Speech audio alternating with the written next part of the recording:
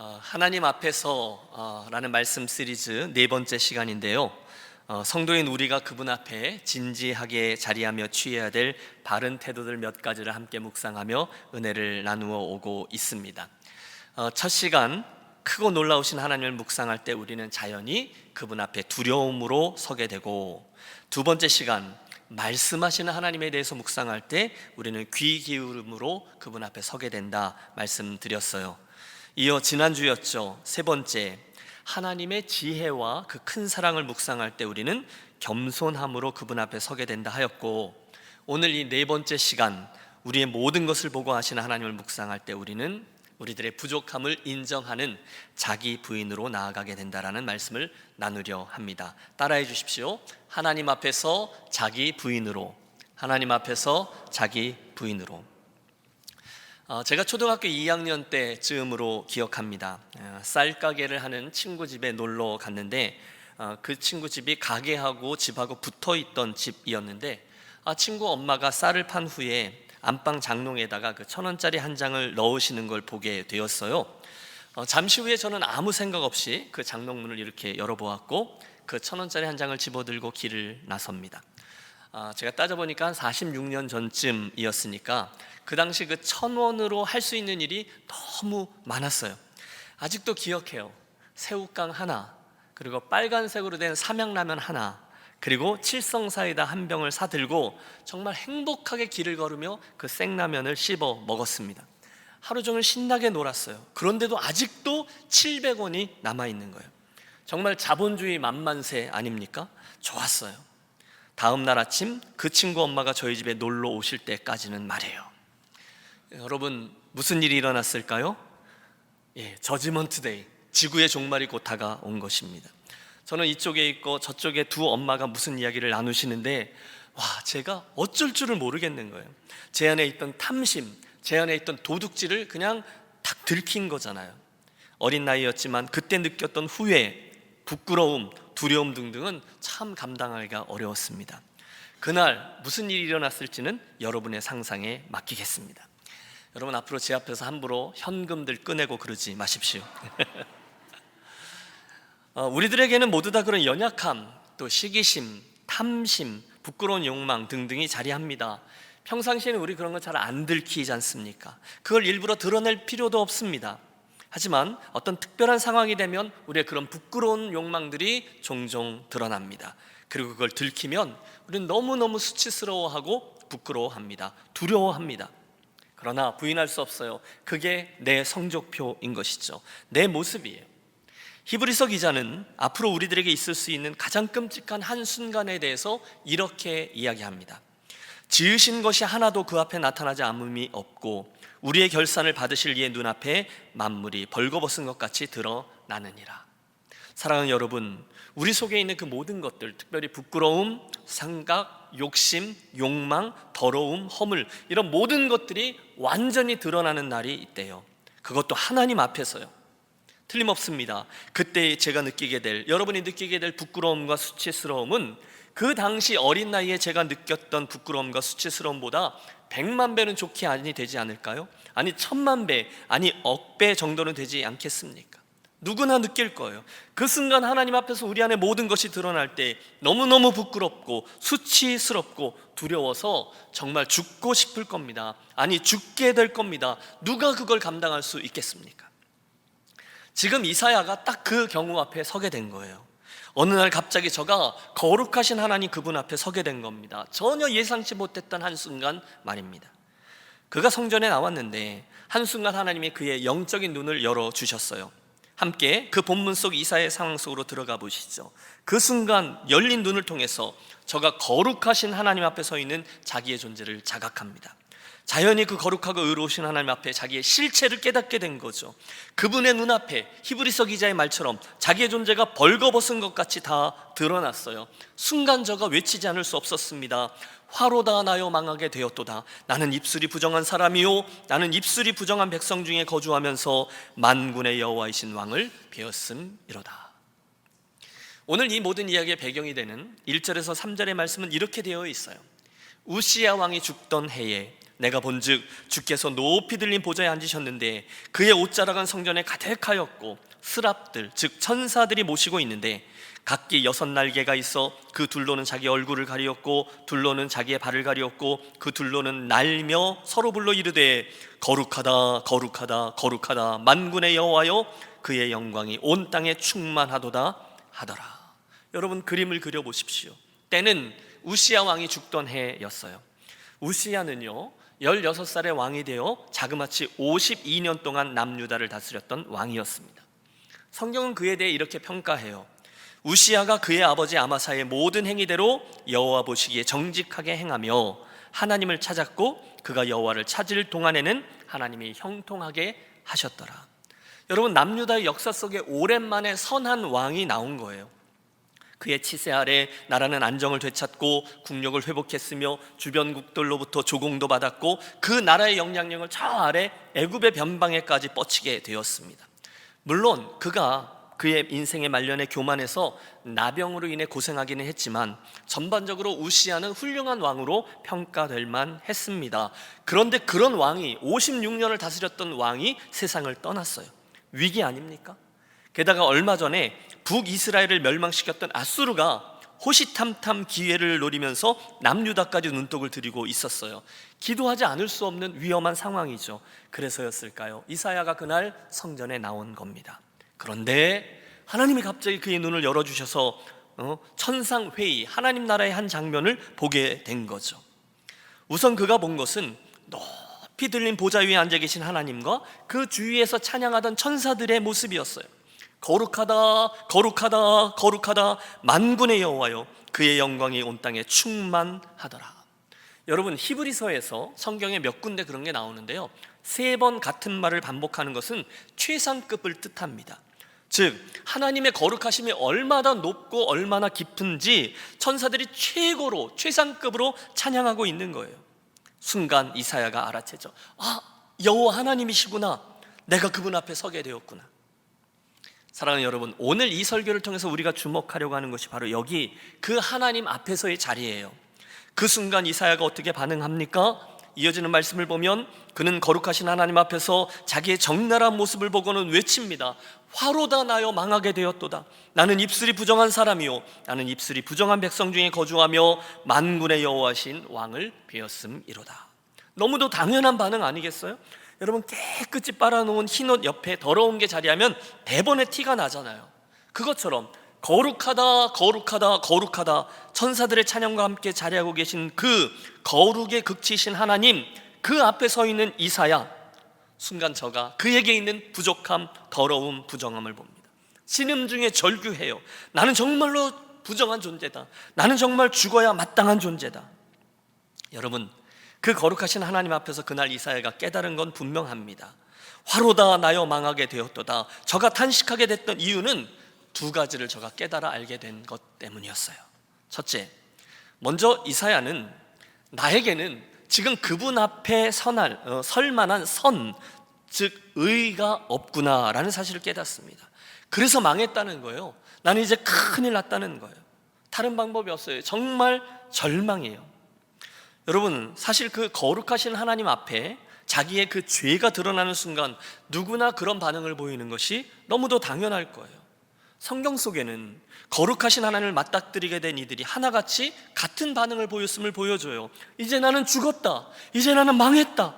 절망이에요.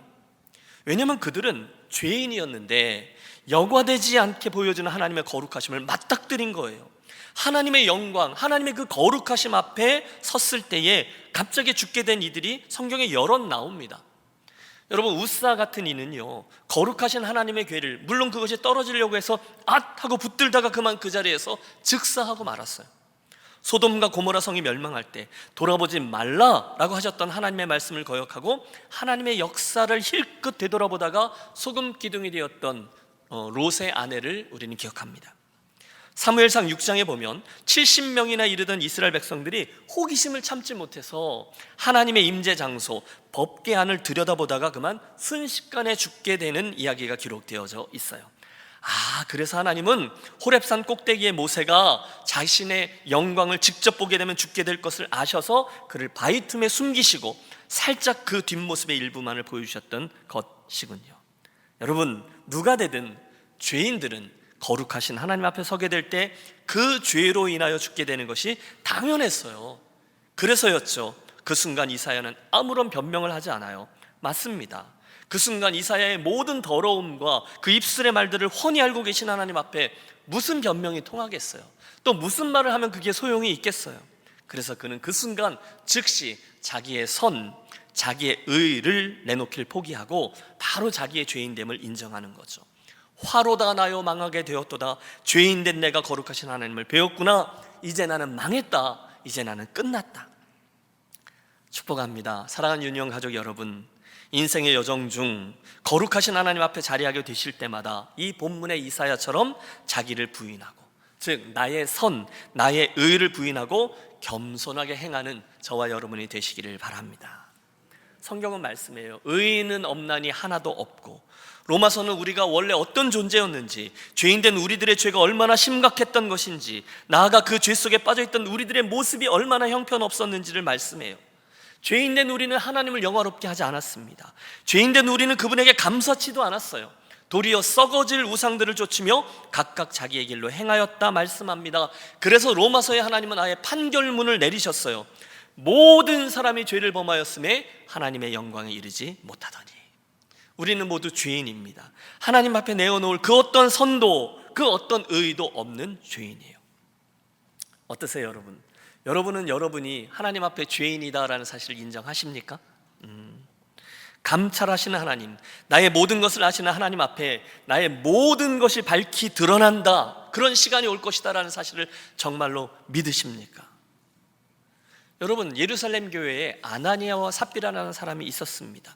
신실했던 제자 바나바라는 사람이 자기의 땅을 처분해서 가난한 이들을 위해서 구제헌금으로 내어놓았을 때 사람들이 막 칭찬했어요. 움찔움찔 됐을 거예요. 그러자 그걸 보고 부러워 자기들도 그렇게 되고 싶은 마음에 자기들의 땅을 팝니다. 그런데 막상 드리려고 하다 보니 아이고, 내가 이거 무슨 짓을 한 거야? 좀 아까운 거예요. 그럴 수 있죠. 그래서 반만 드렸어요. 여러분, 그게 뭐가 잘못이겠어요? 사실 반만 드릴 수 있는 것만 해도 놀라운 헌신 맞습니다. 그러나 문제는 그게 마치 전부를 드린 것인 양 속이고 또 폼을 잰 거예요. 교회와 성령 하나님을 속였어요. 그 결과 그들은 끔찍한 최후를 맞았죠. 사랑하는 여러분, 오늘 저와 여러분의 모든 것이 하나님 앞에 드러나지 않을 것이 없다라는 이 사실을 기억하고 그분 앞에 늘 두려움과 떨림으로 행하십시오. 오늘도 우리가 그분 앞에 나선 것이잖아요. 빨리, 나는 선하지 않습니다. 하나님, 나는 의롭지 않습니다. 나는 죄인입니다. 스스로 자기를 부인하며 행하시기를 바라요. 이사야처럼 그는 자기를 부인했습니다. 그리고 놀라운 건 그 자기 부인이 이사야를 살려낸 거죠. 혹시 이 시간에 입술로는 예, 아멘, 저는 죄인입니다 라고 얘기하지만 속으로는 혹시 내 죄가 뭐 나빠봤자 얼마나 나쁘겠어, 적당히 나쁜 거지, 사실 이 세상에 나보다 더 악한 죄를 짓는 이들이 얼마나 많아, 내 죄는 그 사람들의 것에 비하면 세 발의 피야, 작은 거야, 이렇게 생각하시는 분 계세요. 입으로는 나는 죄인입니다 하지만 많이 동의하지 않는 거예요. 그분들은 죄를 상대적으로 이해하시는 분들입니다. 내가 지은 죄라야 기껏 해봤자 요만한 죄, 내 안에 품고 있는 죄라야 그래 겨우 이 정도인데 뭘 그 정도 갖고 그래요. 목사님, 적어도 저는 다른 누군가에게는 피해를 입히지 않았잖아요. 그러므로 나는 죽을 만한 죄인 정도는 아닌 것 같아요. 그렇게 생각하실 수 있습니다. 그렇지 않아요? 나는 사람을 죽인 것도 아니잖아요. 누군가를 크게 속여 몇몇 사람들에게 큰 피해를 준 사람도 아니잖아요. 그런 생각 말이에요. 그런데 여러분 아십시오, 우리가 나는 하나님 앞에 죽을 수밖에 없는 죄인입니다라고 고백하는 것은 이 죄의 문제가 상대평가가 아니라 절대평가이기 때문이에요. 우리의 죄가 악한 것은요, 그 죄가 하나님 그분에 대해서 지은 죄였다는 거죠. 그게 문제라는 거예요. 무슨 말씀을 드리는 것인가? 여러분, 제가 막 화가 났어요. 그래가서 뭐 집어 던지고 분이 풀리지 않아서 저쪽에 가서 빵 쳐가지고, 여러분 이 나라 벽들이 좀 부실하잖아요. 뻥 하고 빵꾸가 났어요. 그러면 여러분 그건 죄송해요, 그리고 수리비만 물어주면 됩니다. 그런데 제가 화가 났다고 해서 저 앞에 누군가랑 산책하고 있는 개를 확 가서 걷어차요? 여러분, 그건 동네 사람들 누구나 다 나와서 막 뭐라 하며 손가락질하는 나쁜 짓이 될 겁니다. 그런데 점점 심해지죠. 제가 똑같은 행동을 저 앞에 월마트에 가서 지나가던 아주머니에게 행했어요. 화가 나서 그녀를 걷어찼어요. 그러면 무슨 일이 일어날까요? 경찰이 와서 저를 연행해 갈 겁니다. 그런데 만약 제가 똑같은 짓을 바이든 대통령에게 했다면 무슨 일이 일어날까요? 바로 헬기가 뜰 거고 FBI가 저희 집을 급습해서 저희 식구들 다 데리고 가서 이잡듯이 잡을 겁니다. 저는 어쩌면 10년, 20년 감옥 속에 썩어야 할지도 몰라요. 테러니까요. 대통령을. 드리는 말씀은 이거예요. 우리들의 죄는요, 그 어떤 죄라기보다 누구에게 행한 죄인가, 이게 중요하다는 거예요. 제가 미국 대통령에게 그런 짓을 했으면 그 결과가 끔찍하다 말씀드렸는데, 그런데 여러분, 제가 무한하시고 거룩하시고 영광스러운 하나님께 죄를 짓는 건 어떨까요? 이해가 되셨습니까? 그 결과가 영원 형벌이라는 거예요. 함께 기억하겠습니다. 저와 여러분이 죄인이라는 것은 우리가 하나님께 죄를 지었다라는 의미입니다. 거기에서 죄의 삭은 사망이요라는 말씀의 무게가 이해되는 거죠. 우리가 하나님을 거절했습니다. 각기 자기 길로 행했습니다. 엉뚱한 것을 하나님이라고 우겼습니다. 그리고 그 죄의 결과가 얼마나 끔찍한 것인지를 알게 되었어요. 얼마나 끔찍해요? 그 죄 문제를 해결하기 위해 다른 걸로는 되지 않기 때문에 하나밖에 없는 독생자 예수 그리스도를 십자가에 사형시키는 일을 그분이 행하실 정도예요. 그만큼 우리들의 죄는 심각한 것이었다는 거예요. 보세요. 그날 하나님의 보좌 앞에 섰던 이사야는 자기가 가장 높으신 그분께 반역한 죄인이었다라는 사실을 깨닫습니다. 그래서 절규한 거예요. 그냥 대충 신음한 게 아니에요. 정말로 그렇게 느낀 거예요. 화로다 나여 망하게 되었도다. 나는 입술이 부정한 사람이요, 나는 입술이 부정한 백성 중에 거주하며 만군의 여호와이신 왕을 배웠음이로다 하였더라. 자기가 평생 쌓아온 선, 자기가 의롭다 생각했던 의, 그것들이 하나님 앞에서는 전혀 의가 아니었다라는 사실을 깨닫게 된 거예요. 나는 빼도 박지 못하는 하나님 앞에 죄인이다. 여러분, 그 고백이었어요. 신약에 이르러 사도 바울도 똑같은 고백을 합니다. 내가 행하는 것을 내가 알지 못하나니 곧 내가 원하는 것을 행하지 아니하고 도리어 미워하는 것을 행함이라. 이제는 그것을 행하는 자가 내가 아니요 내 속에 거하는 죄인이라. 내 속 곧 내 육신에 선한 것이 거하지 아니하는 줄을 아노니 원함은 내게 있으나 선을 행하는 것은 없노라. 내가 원하는 바 선은 행하지 아니하고 도리어 원하지 아니하는 바 악을 행하는도다. 여러분, 그의 그 모습으로 인해서 저가 처절히 절규합니다. 오호라, 나는 곤고한 사람이로다. 이 사망의 몸에서 누가 나를 건져내랴. 이사야 그리고 사도 바울 같은 고백을 하고 있는 거예요. 사랑하는 유년 가족 여러분, 우리의 죄가 악한 것은 그 죄의 대상이 거룩하신 하나님 그분이시기 때문이에요. 그분은 너무너무 거룩하시고 너무도 성결한 분이시기 때문에 그분 앞에 겨우 그 정도 되는 죄, 작은 죄, 그런 건 없는 거예요. 여러분, 우리 예배당 안에 정말 깨끗하고 맑은 물이 가득 차 있다라고 한번 생각해 보세요. 그런데 어떤 의학계에 종사하는 분이 코로나 바이러스 연구를 하다가 그만 그 바이러스가 담겨있던 물 한 방울을 실수로 떨어뜨렸어요. 그때 누군가가 말합니다. 에이, 뭐 그거 한 방울 갖고 그러세요. 이 큰 물에 비하면 겨우 0.1%밖에 안 될 텐데 별거 아니에요. 그냥 마셔도 됩니다. 여러분 같으면 그 물 마시겠습니까? 대답을 좀 해보세요. 여러분 같으면 그 물 마시겠어요? 아닙니다. 안 마십니다. 안 됩니다. 아니 0.1%라니요. 그 한 방울이지만 그 바이러스 전체가 오염된 것이죠. 큰일 납니다. 그러지 않으시겠어요? 완전히 거룩하신 하나님 앞에 죄인된 우리들의 존재가 그와 같다는 거예요. 하나님이 우리들의 죄에 대해서 느끼시는 반감이 지금 우리가 느끼는 반감보다 100배, 1000배나 더 강한 반감일 거예요.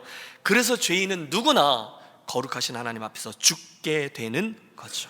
그게 그날 하나님 앞에서 이사야가 섰던, 그리고 그때 그가 느꼈던 감정입니다. 그래서 외친 거예요. 화로다 나여 망하게 되었도다. 하나님 앞에서 자기 부인으로, 첫 번째 깨달음이죠. 사도 바울은 그분 앞에서 자기에게 내세울 만한 어떤 선도, 의도 없다는 것을 깨닫게 되었어요. 그래서 절규합니다. 나는 아니다. 두 번째로, 동시에 이사야는 이 하나님 앞에서 자기가 내놓을 어떤 것, 어떤 힘도 없구나라는 사실도 또한 깨닫습니다. 문자 그대로 완전히 망했다는 걸 알게 된 거예요. 왜요? 그분 앞에서는요, 지금까지 그의 삶을 지탱해 주었던 출신 성분, 사회적인 지위, 어떤 이루어낸 성취, 능력, 이런 모든 버팀목들이 그분 앞에서는 정말 속절없이 무너져 내린다는 것을 느꼈기 때문이에요. 나는 지금까지 내가 이루었던 이 모든 것들이 하나님 앞에서는 아무것도 아니구나, 그렇게 된 거죠. 여러분, 저를 잘 따라와 주세요. 그분 앞에 설 때 지금 그가 가졌던 모든 것은, 그의 능력은, 그의 힘은 하나도 쓸모없었어요. 하나님께 보탬이 될 만한 게 없었다는 거예요. 내가 가졌던 그 어마어마한 것, 내 생을 지탱해줬던 버팀목들이 사실은 하나님 앞에서는 별로 가치 있는 것이 아니었다는 거예요. 여러분, 사도 바울도 똑같은 경험을 했습니다. 빌립보서에서 그가 고백하죠. 이전에 그에게는 자랑할 만한 것이 많았대요. 그는 유대인 중에 유대인이었고요, 바리새인 중에 바리새인이었어요. 그게 저의 긍지였습니다. 율법에 순종하되 정말 최선을 다해 순종했던 지난날의 삶, 가말리엘 생의 문화생으로서 뛰어난 학식과 결단력을 가졌던 과거를 그는 꽤 괜찮은 거라고 자랑스럽게 여겼어요. 하지만 그가 한순간 바뀝니다. 그 거룩하신 하나님을 대면한 후에 놀라운 고백을 해요. 여러분 보세요. 그러나 나도 육체를 신뢰할 만하며 만일 누구든지 다른 이가 육체를 신뢰할 것이 있는 줄로 생각하면 나는 더욱 그러하리리. 무슨 뜻인가 하면, 인간적으로 내가 자랑하고 내세울 만한 것이 있다, 그것들을 대어내라 이러면 나에게도 되게 많았다는 거예요. 혈통, 출신 성분, 교육, 로마 시민권, 바리새인됨, 율법을 잘 지켰던 경력 등등이 그런 거죠. 하지만 진짜이신 예수님을 대면해서 충돌합니다. 그리고 눈이 바뀌었어요. 여러분 보세요. 그러나 무엇이든지 내게 유익하던 것을 내가 그리스도를 위하여 다 해로 여길 뿐더러 또한 모든 것을 해로 여김은 내 주 그리스도 예수를 아는 지식이 가장 고상함을 인함이라. 내가 그를 위하여 모든 것을 잃어버리고 배설물로 여김은 그리스도를 얻고. 여러분, 바울이 이야기하는 바를 이해하셨습니까? 그 모든 것들이 참 귀한 거예요.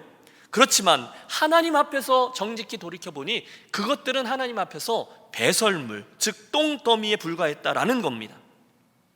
사랑하는 여러분, 여러분을 한번 생각해 보세요. 오늘 여러분에게는 누구나 여러분의 생을 지탱해주는 자긍심들이 자리할 거예요. 어떤 분은 외모에 자신 있으실걸요? 일부 예배 마쳤더니 모 권사님이 내 이야기라고 그렇게 얘기하시더라고요. 외모에 자긍심이 있는 거예요. 나 정도 되면. 또 여러분들 중에 어떤 분은 자기의 소유에 대해서 힘을 얻을 겁니다. 어떤 분은 여러분이 가지고 있는 직함 때문에 자기 자신의 존재감을 느껴요. 그 외에도 우리들에게는 명예도 있고요, 자랑스러운 가족들도 있고요, 자식도 있고요, 재능도 있고요, 큰 집도 있고요, 큰 차, 사회적인 성취, 저 같은 경우에는 유니온 교회 목사됨, 이런 수많은 리스트들이 있어요. 그것들이 내게 힘을 줘요. 그것들이 나를 버티게 해줘요. 내 인생 이 정도면 자긍심을 줍니다. 내 인생의 버팀목이요, 힘입니다. 그러나 사랑하는 여러분, 솔직하게 돌아보십시오. 이 모든 것들이 진정으로 우리 하나님을 이해하고 그분을 기쁘시게 해드리는데, 섬기는데 쓸모가 있는 것들일까요? 하나님이 그런 것들을 내놓으면 기뻐하실까요? 그렇지 않아요. 그분 앞에 서는 순간 이 모든 것들은 아무런 힘도 되지 못한다는 거예요. 물론 하나님을 잘 섬기는 도구는 될 수 있겠죠. 하지만 그것들을 하나님 앞에 내놓으면서 하나님 이 정도요 라고 내놓을 수 있을 만한 힘이요 긍지라고 말할 수는 없다는 거예요.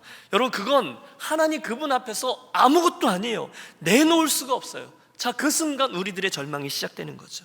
첫째, 내게는 선이 없구나, 나는 의롭지 않구나.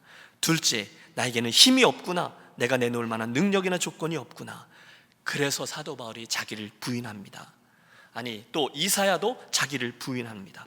화로다 나여 망하게 되었도다. 그 모든 것들은 배설물들이었다. 여러분 아십니까? 바로 여기서 놀라운 역설이 시작되는 거죠.